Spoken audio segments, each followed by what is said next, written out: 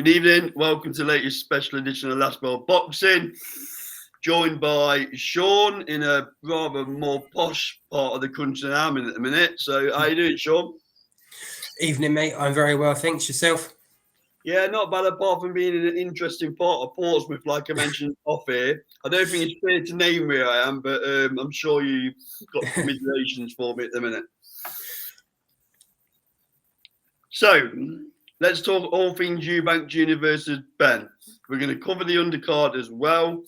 And you made an interesting point, Sean, when we was talking off here, where you used the caveat, is this the weakest undercard that Turki Alalshikh has put on? Interesting point, because obviously I made the point regarding, is this a ringside magazine card or is it a Riyadh season card? I've got a feeling it's a ringside card, but that might explain the different levels of funding, right? Yeah, I mean, I didn't even consider that really until you said when we were talking. But yeah, that does explain things. But still, nonetheless, I mean, even when Eddie Hearn used to get sticker back in Sky years and years ago, I think this really matches it. To be honest, I mean, of course we've been spoiled by the whole Riyadh season shows that he's put on. Even still, for a pay-per-view card, I just think this isn't really up to it at all, really. So take us through the undercard. So let's start right at the bottom. Vidal Riley is going to be making an appearance, right? Yeah, I mean, I can take or leave that fight, to be fair. Obviously, Chev's coming off a bad loss himself. Vidal Riley's blowing hot and cold for me. I don't really know what to make of him, to be honest. So, yeah, I mean, that's probably a good sort of York Hall headline in its own right, to be honest. Probably opens the show, I imagine. Yeah. Good opportunity for both the lads though on a prime time slot, right? I know it's going to likely to be the first fight of the night, I'd probably imagine. But there's going to be a lot of eyeballs on them two fighters. So every crowd. Yeah, I guess Vidal Riley brings his own audience, so I know he isn't a YouTuber, but sort of coming from that world. So I guess it's good from his perspective.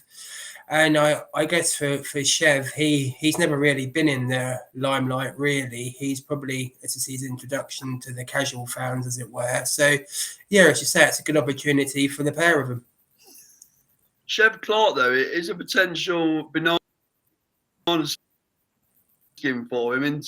He's on a bit of an upward curve at the minute into his recent performances. This could be a bit of a danger, couldn't it? Yeah, and it wasn't too long ago, I think, but before his fight on Monte Carlo, we were all speaking about how good he is and how potentially he's going to be the next cab off the ranks. So really, I mean, I guess this is a career-defining fight for him because, as you say, he can't afford to lose. What worries me about Chev Clark is I saw him in Nottingham very early on in his career, and he didn't really impress me. So I'm wondering if he's one of them fighters who drops his level short to the level of opponent he's facing, and that could be a serious, dangerous trait, couldn't it? Yeah, I mean, correct me if I'm wrong, but wasn't his fight for the European title that he lost in Monte Carlo? So, you know, that is a decent level by all accounts. And if he can't come through that, as you say, there's sort of question marks to his level and how far he can go. Yeah, so moving on to Chris Billam-Smith, my favourite fighter, as you're aware.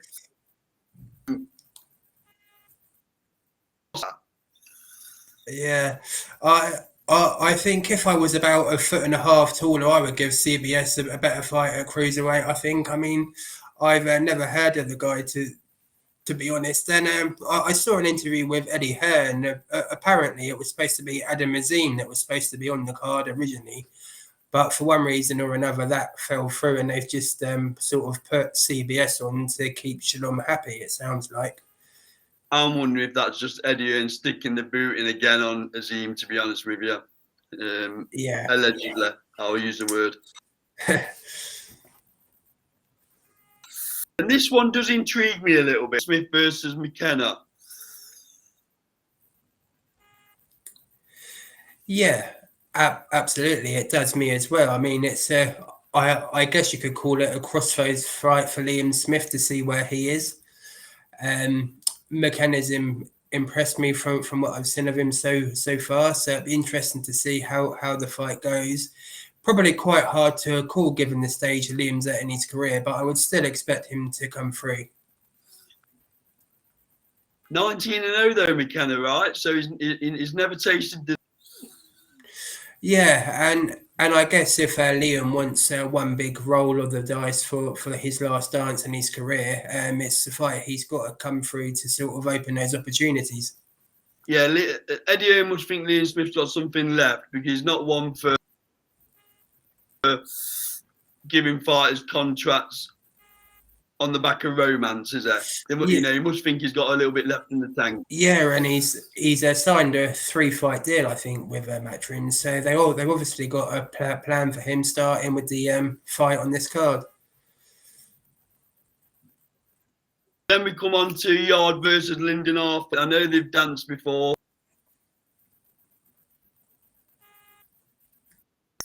Lyndon 2012 off outside the ring, did it, to be fair. And then he come back and right that wrong 12 months later. Good opportunity for Anthony. Club at the minute, isn't he? You know, he's got the bit going off of contractual.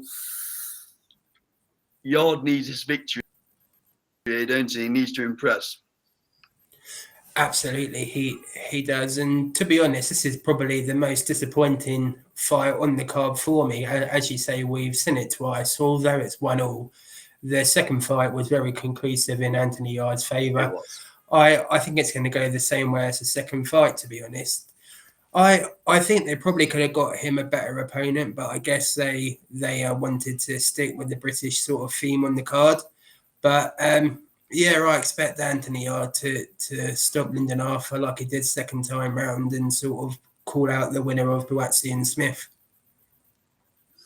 Anthony Yarde must be craving activity.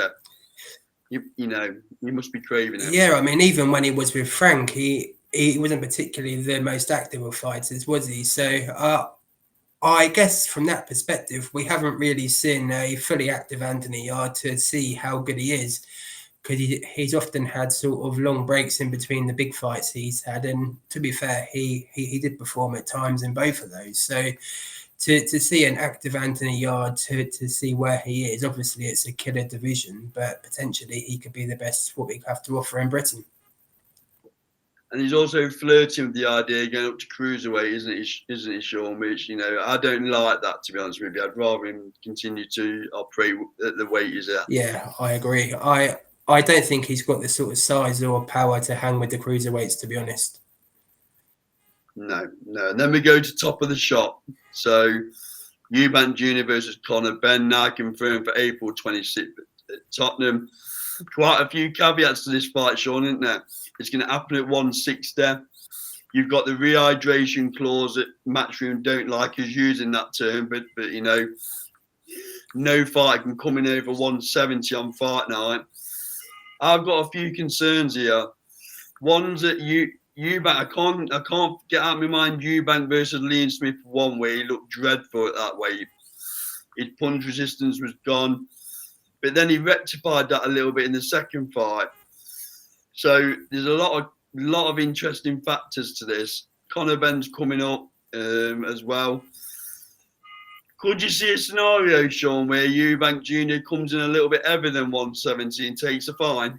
Yeah, I can. I don't think he'll be a turd by doing that at all. He's got the money to pay, unless it's something ridiculous like £100,000 a pound or whatever they sort of place on him.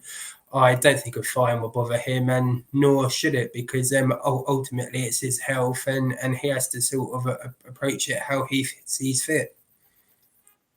Yeah. And what about Conor Benn? What chance do you give him? Because I'm leaning heavily towards Eubank Jr, I'll be honest. I know he's 35, but I just think even at 160 straight 170, it plays massively into his hands. Yeah, I agree. I think even with all the limitations they're trying to put on Eubank, like the weight, hydration, and everything like that, it's still massively in his favour. Let's not forget Conor Benn's technically coming up 2.5 weight divisions if they are a 170, the pair of them fight night. So yeah, I just can't see a world Conor Benn wins. I think Eubank may even stop him sort of mid to late rounds. But to be fair, Conor Benn needs this fight more than Eubank Jr. does, I'd argue. Bearing in mind the last couple of years that Benn's experience, and we're not going to go into all that. But I just think it demonstrates that Eubank Jr. is the A side by the fight being done at 160, right? Yeah, I agree. And I think at this stage of their careers, although Eubank's more towards the end than Conor Benn, they probably both need each other in equal ways, to be honest, because although Eubank likes to claim he wants to fight Kurt Canelo, I can't see that ever happening. So I think for Eubank, it's, as it always has been, it's about money for him. So this is obviously the biggest payday. And I wouldn't be surprised if he retires. If they do fight twice, that'll be the end of his career, I think. Yeah, and I keep hearing nonsense from other people on Last Bell Boxing that they're not going to watch this fight.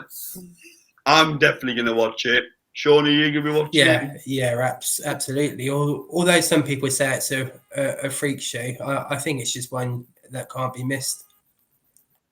Yeah. And I suggest the person who keeps saying he's not going to watch it will be watching it because the intrigue of it. I know people are calling it a freak show, like you've said, in a circus, but it's intriguing, and I think a lot of eyeballs will be on that card that night. Absolutely. Okay, thank you for everyone who joins the stream. Post your comments below, like, comment, subscribe, agree or disagree. All comments welcome. Please hit the subscribe button and the notification bell. This has been Last Bell Boxing. We'll see you on the next video. Thank you.